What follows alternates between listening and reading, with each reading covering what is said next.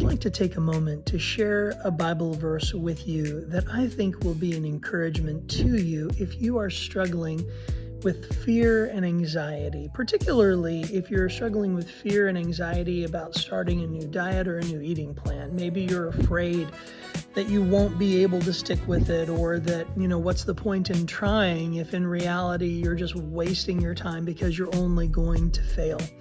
I'm reminded of a passage in the scriptures from 2 Timothy chapter 1, verse 7, which says, "The Lord has not given us a spirit of fear, but of power and of love and of a sound mind." Well, in the English Standard Version, that word of a sound mind actually is translated self-control, right?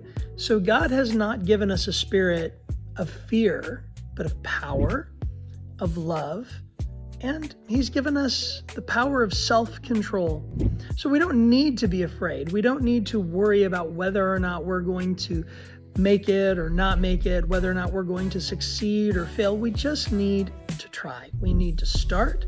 We need to keep starting over if we need to keep starting over. But don't be afraid of failure, because the reality is failure is part of life. Failures are going to happen. It isn't a question of whether or not you're ever going to fail. The question is, what will you do in response to your failure? What will you learn because of your failure?